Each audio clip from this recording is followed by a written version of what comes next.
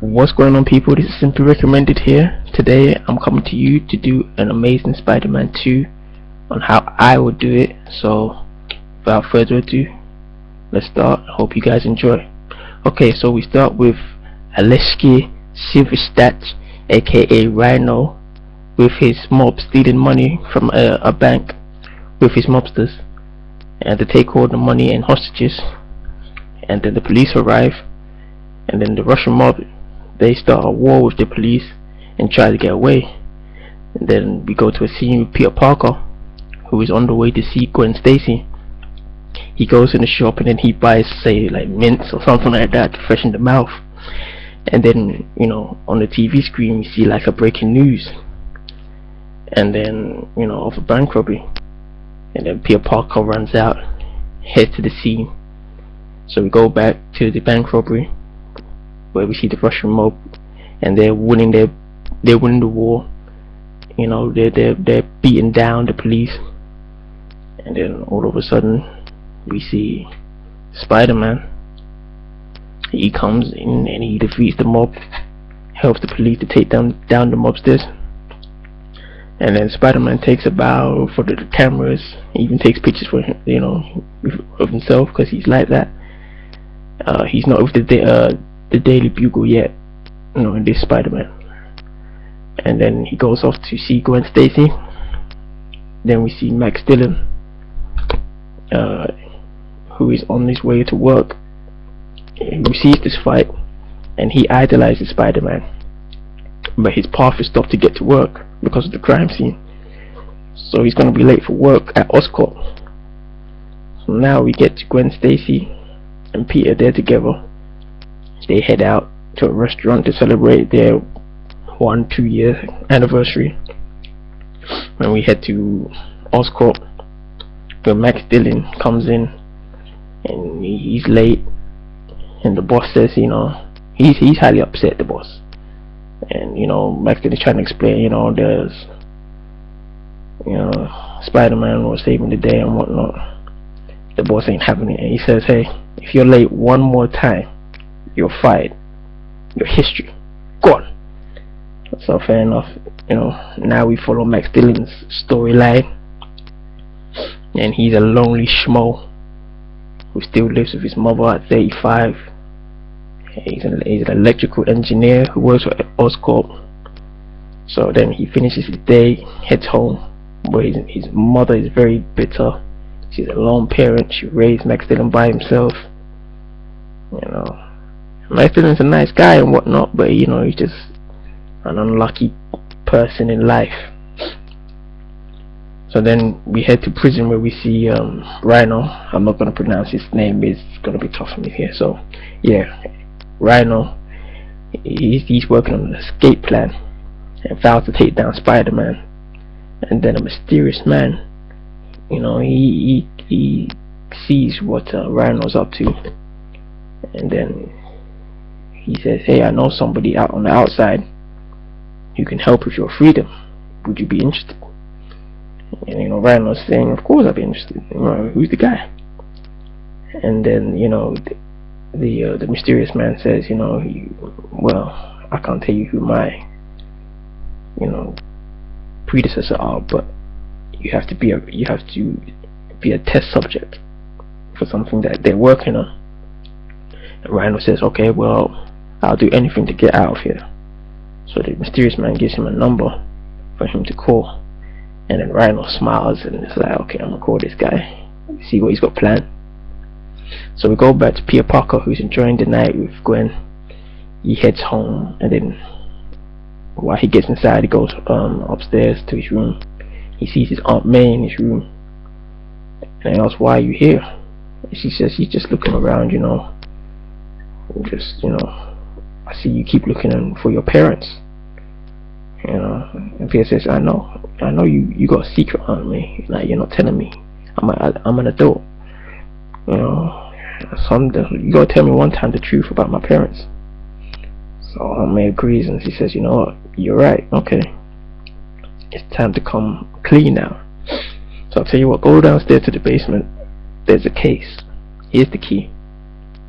So Peter Parker goes down the basement, and then he sees you know, VHS tape, blueprints of Oscorp and Oscorp blueprint papers and whatnot.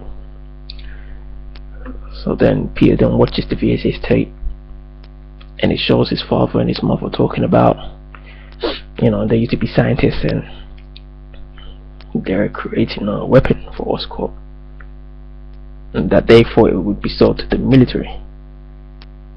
But Norman Osborn wanted the weapons, to himself. And then, as he's getting in depth with the story, Peter Parker's parents, the tape stops abruptly, and then Aunt May says, this is the last time your parents were seen, then they went missing. So Peter then says, you know what, I'm still vowing to find out what happened to my parents. So, tomorrow I'm gonna go to Oscorp to find out what happened. So next day now we go to a scene with Max Dillon, and he's on his way to work and he gets attacked by these street thugs. Spider-Man, he's on his way to Oscorp as well, but then he sees Max Dillon getting attacked by the street thugs. So he webs the attackers. Tells Max Dillon to call the police. Max Dillon asks Spider-Man if he can drop him to work because he's now late for work, and if he's late again, he's gonna be fired. Spider-Man says, you know what, I'm busy, catch a cab, man. I got things to do. So he swings and he leaves Max Dillon. He's now late. We forward a little bit. We see Max Dillon arrive at work. The boss comes up to him straight, fires him on the spot. Then he goes, Max Dillon is begging, please, let me keep my job, man. I need to help my mom and whatnot. And then the boss ain't having it. Kicks him out. The security kicks him out. He's thrown on his ass. He goes home. Tells his mother he got fired. His mother kicks him out the house. Max Dillon, he just snaps. Life is just treating him unfairly. So he blames Spider-Man. And he says, I'm gonna get revenge on Spider-Man and Oscorp. We didn't see Spider-Man. A few minutes just after Max Dillon gets fired, he's snooping around Oscorp. And then he's like around the basement area, and he sees like a rhino costume, and then like a machine rhino costume. And then he sees like metal tentacles, and then he sees like bird wings. Like, this is all like android creations. And then funny enough, he even sees like a tub of electric eels, or a tub of water with electric eels in it. Then security guards come in, henchmen so to speak. Spider-Man goes for cover. The henchmen go and collect the rhino, robotic suit, so that they can send it to New York's prison, where Rhino is awaiting his arrival. While the henchmen leave with the suit, Spider-Man sees what he sees, and then he decides to leave. But then the camera sees a CCTV camera, and the CCTV camera shows what Spider-Man has now been doing. And the guy watching all this is Harry Osborn, Norman Osborn's son. So we now go back to Max Dillon, and he's entering Oscorp a few minutes after, Spider-Man's just left, and he's trying to sabotage, and he's got his electrical gear, and he's trying to cut off the power supply. And then he also sees like the lab full of the metal tentacles and the bird robotic wings and the electric eels. So then Harry Osborn's watching all this, so he decides to go downstairs. Enough's enough. So how these guys come in so early, so easily in this corporation is a joke. So Harry Osborn sees him, confronts him. Max Dillon then falls into the eel tank with the electrical eels. Then we presume that Max Dillon is dead. Harry Osborn sees this and he says, you know what, I can't call the police on this. The stuff I'm doing here is illegal. So he has a machine which can hopefully revive him. So with consequences, with reviving Max, he successfully lives, and he also turns into Electra. So with cost effect of dropping into the eels, the electric eels, he's gotten like these superpowers, and he pledges himself to Osborn and thanks him for reviving him. And then they discuss their plans and whatnot, and they both have a common theme, a common enemy, and that's Spider-Man. So Osborn then tells Electro, cool out for a little bit. I got a plan. When I give you, a call, we confront Spider-Man. We take him out.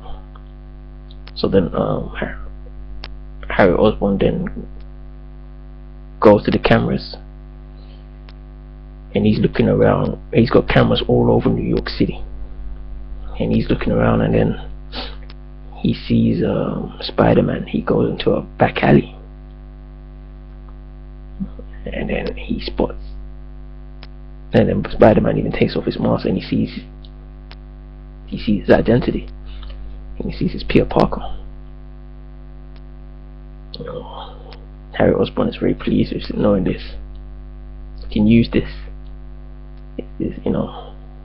Spider-Man looks like he's defeated now.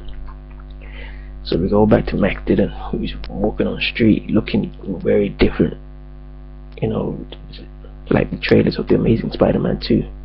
Just blue in a hoodie, got all the powers in the world, just walking on the street in his new form, experimenting on his powers. So then we go back to Harry Osborn, and he goes and sees his father Norman, who's very ill. And Harry tells Norman about Spider-Man's identity, talks about Electro, and he also says the Rhino suit is being delivered. And Norman says, good, our plan is coming along perfectly. Norman tells him, hey, about the power of the Green Goblin. Harry's intrigued about this and says, okay, before I transform, I want to see Peter Parker face to face, because I know his parents used to work for us. Norman Osborn gives him his blessing. Says, do what you do, son. Then take him out.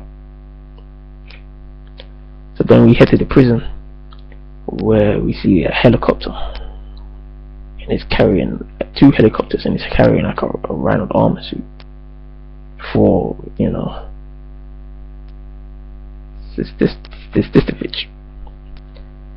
and this is perfect time because they're outdoors doing outdoor activities, where the prison inmates and the guards try to like exercising and having dark recess, so to speak. Now the prison guards see the helicopters in the Rhino suit, and they're trying to shoot down the helicopter. Yeah, they drop the Rhino suit, and Alesky then runs to the suit, puts it on. Now we got Rhino. Now he's destroying all the guards, the prison cells and whatnot. Then he breaks out of prison. He gets a call from Norman Osborn, and it says, how's the suit? Rhino says, it's perfect, it's brilliant, thank you so much. He says, I need you to do something for me, just a little gift. And then Rhino says, no problem, what you got? And then we go to Peter Parker, who is now at the doorstep of the Oscorp mansion, because Norman Osborn called Peter Parker to come and meet him. So they meet up, say hello, they go to his office and discuss about his parents. And then Norman Osborn says, hey, I wanna show you something. I've been watching you, Peter. I've been watching you for a while. And Peter asks, why have you been watching me? Why are you showing me like CCTV stuff? And Norman shows that Spider-Man, and he takes off his mask and he says, I know you're Spider-Man, Peter. And then Peter says, what are you gonna do?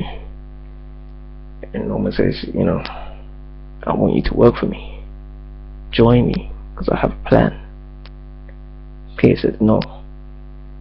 And then Norman says, look at the monitor, I want you to show you something. And then you see Rhino, and he's holding Gwen Stacy. And it's like, you got no choice. I've got your woman. I know your identity. I can blackmail you. Work for me. You got no choice. Peter's not having it. He punches Norman in the face. Smack! Feels no kind of way. And he goes after Rhino. So and Peter jumps out the window. He's off home going to be Spider-Man to go and save Gwen. Meanwhile, at the Oscorp mansion, Norman goes into the basement, uses the machine that revitalized Max Dillon, and then he turns into the Green Goblin. And then he uses the flying machine that the Green Goblin does to fly around, and goes to Oscorp so he can change into his costume and prepare for Spider-Man. Meanwhile, we see Peter Parker now turn into Spider-Man. Then he swings, and then he's swinging off, sees Rhino, and then Rhino puts Gwen in a cab and puts her on a New York overground track, railway track, so to speak. And then Spider-Man and Rhino, then they have their epic battle. And then Spider-Man looks like he's winning, not like he defeated Rhino. And then he goes to save Gwen Stacy. While this time a train is on course to collide with the cab, but Rhino gets up and says, no, we'll still continue this fight. So now it's a race against time to save Gwen Stacy. So Spider-Man then outsmarts Rhino, because bless Rhino, he's not really a smart guy, he's not very intelligent. So he even makes Rhino destroy his Rhino suit, and then takes out Alesky out from the suit, beats him up a few times, then hangs him spiderweb and then saves Gwen Stacy on time. The police come, they apprehend Aleski and take him back to prison. And then Spider-Man takes Gwen Stacy to like a safe house kind of place. Spider-Man then says, I'm off to find Norman Osborn because he knows my identity. So he goes to Norman Osborn's home. Nothing's there, and then like a flash of lightning comes, and then Electro appears, and then they have their big epic fight. The special effects is gonna be crazy for this, and Electro is just pummeling Spider-Man. But with all the power Electro has, him using all of it weakens him. So Spider-Man sees that he's getting weakened, and then Electro, he's very small. He knows about electrical appliances, so he sees like a power conductor. So he says, let me try and draw some strength from this conductor so I can destroy Spider-Man. He gets power from the conductor, goes back to work on Spider-Man, pummels him again. Every time he uses his electrical powers, he's getting stronger and stronger. So Spider-Man then destroys the power conductor, and it makes Electro waste all his powers. And then he finds like a plastic like container, like kind of bowl kind of thing, and he puts it around him. And so Electro is somewhat defeated and drained. So it's 2 down, 1 to go. So Spider-Man now, he goes to Oscorp to go face Harry Osborn, aka the Green Goblin. So we have another great fight, and Osborn has a trap. But before this, Spider-Man's pummeling Harry, but then Green Goblin puts Spider-Man in a trap, and then Harry tells Spider-Man, this is your fault. You could have just joined me. We could have ruled the city, ruled the world. He gets a phone, hands Spider-Man a phone.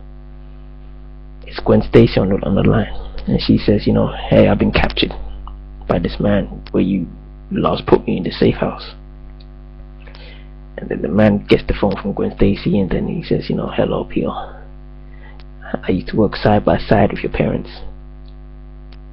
And then he gives him an ultimatum. He says, go and free Rhino, go free Electro, otherwise Gwen and your Aunt May will die. And then I would make the film end like that, so that we can follow up to Spider-Man 3, and then which will be, I think, the Sinister Six, which will have Doc Ock, the Vulture, the Green Goblin, Kraven the Hunter, Electro, and then we have Mysterio. And this mysterious guy that's that we saw in Amazing Spider-Man, who went up to Lizard and says, does he know anything? And the Lizard says no.